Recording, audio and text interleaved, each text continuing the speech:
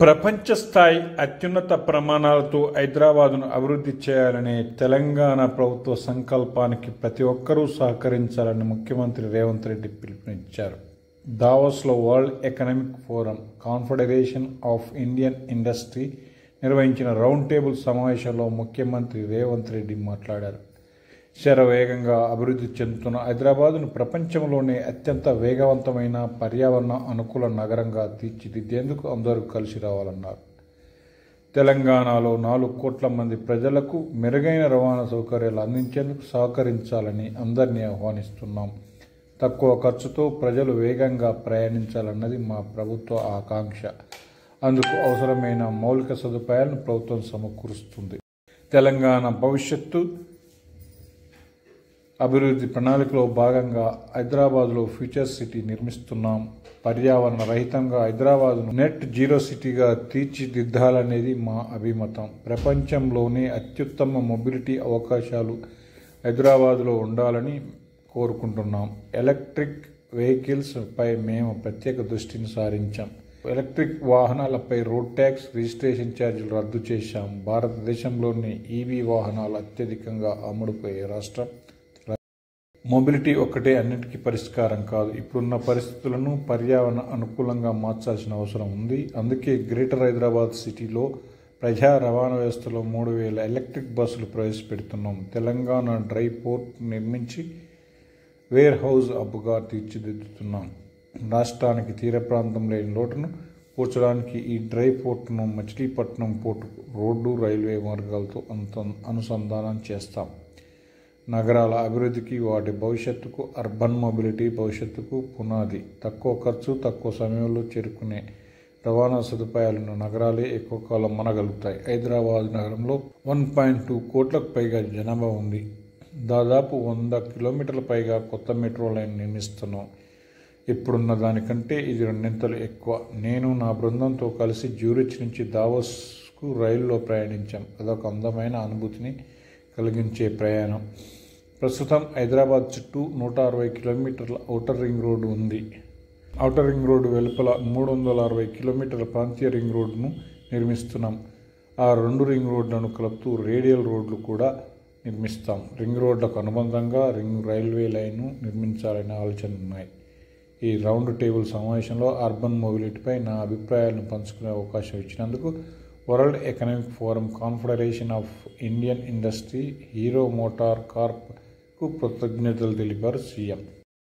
సరిహద్దు రాష్ట్రాలతో స్నేహపూర్వక సంబంధాలు కొనసాగిస్తూ అభివృద్ధి విషయంలో ప్రపంచంతో పోటీ పడాలన్నది తెలంగాణ ఆకాంక్ష అని ముఖ్యమంత్రి రేవంత్ రెడ్డి అన్నారు. వరల్డ్ ఎకనామిక్ ఫోరం ఆధ్వర్యంలో దావోస్లో జరిగిన country strategic dialogue round table సమావేశాల్లో మాట్లాడారు.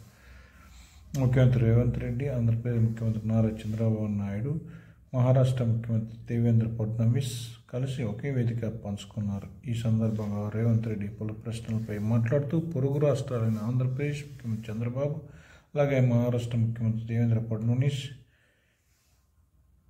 తో వేదికను పంచుకోవడం నాకు సంతోషంగా ఉంది. మేము సరిహద్దులతో పాటు నదులు, కృష్ణా మరియు గోదావరి నీటిని కూడా పంచుకుంటున్నాం. ఈ నదులు మహారాష్ట్ర నుండి ప్రారంభమై తెలంగాణలో ప్రవేశించి ఆ తర్వాత ఆంధ్రప్రదేశ్లోకి ప్రవహిస్తాయి. అందువల్ల మేము అభివృద్ధి సాధించడమే మా మొదటి ప్రాధాన్యత అని రేవంత్ రెడ్డి వివరించారు. న్యూయార్క్, టోక్యో లాంటి నగరాల స్థాయికి హైదరాబాద్ రాజధానిగా ఉన్న తెలంగాణ ప్రపంచంతోనే పోటీ పడుతుంది. అభివృద్ధి బాటలో నడవడానికి తెలంగాణ పొరుగు రాష్ట్రాలతో సుహృద్భావ సంబంధాలను కలిగి ఉంటుంది. కంప్యూటర్స్, టెలికాం రంగాల్లో శ్రీ రాజీవ్ గాంధీ ప్రారంభించిన సంస్కరణల తర్వాత పివి నరసింహరావు సరళీకృత ఆర్థిక విధానాలతో ప్రపంచ దేశాలతో పోటీ పడే మార్గాన్ని చూపించారు. చంద్రబాబు, రాజశేఖర రెడ్డి ఈ రాష్ట్రాన్ని, ముఖ్యంగా హైదరాబాద్ను అభివృద్ధి చేసిన తీరు అసాధారణం. ఇప్పుడు తెలంగాణ ప్రపంచ స్థాయి నగరాలతో పోటీ పడుతుంది. దేశీయ రాష్ట్రాలతో పోయిపోవడం కూడా కాకుండా చైనా +1 కంట్రీకి తెలంగాణ గమ్యస్థానంగా ఉంటుంది. దేశాన్ని $5 బిలియన్ ఆర్థిక వ్యవస్థగా అభివృద్ధి చేయాలన్న భారత ప్రధానమంత్రి లక్ష్య సాధనలో తెలంగాణ భాగస్వామ్యం అవుతుంది. ట్రిలియన్ ఆర్థిక వ్యవస్థగా ఎదిగేందుకు తెలంగాణ ప్రభుత్వం పకడ్బందీ ప్రణాళికలతో ముందుకు పోతోంది. తెలంగాణ 3 ప్రాంతాలుగా అభివృద్ధి చెందాలని లక్ష్యంగా నిర్దేశించాం. ఓఆర్ఆర్ లోపల కోర్ అర్బన్ ప్రాంతంలో ఐటీ, ఫార్మా రంగాలు ఉన్నాయి. రెండో భాగం ఓఆర్ఆర్ నుంచి 360 కిలోమీటర్ల రీజనల్ రింగ్ రోడ్ పూర్తయితే 65% తెలంగాణ నగర ప్రాంతంగా మారుతుంది. ఆర్థిక వ్యవస్థను మెరుగుపరచడానికి పట్టణీకరణ ఒక పరిష్కారంగా భావిస్తారు.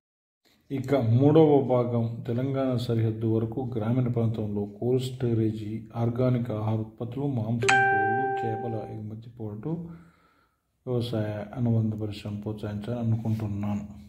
దావోస్ పర్యటన ద్వారా ప్రపంచంలో ఏం జరుగుతుందో, ప్రపంచం ఎలా పురోగమిస్తుందో తెలుసుకోవడానికి ఉపయోగపడింది. అదే సమయంలో తెలంగాణకు పెట్టుబడులను ఆకర్షించాలని అనుకుంటున్నాం.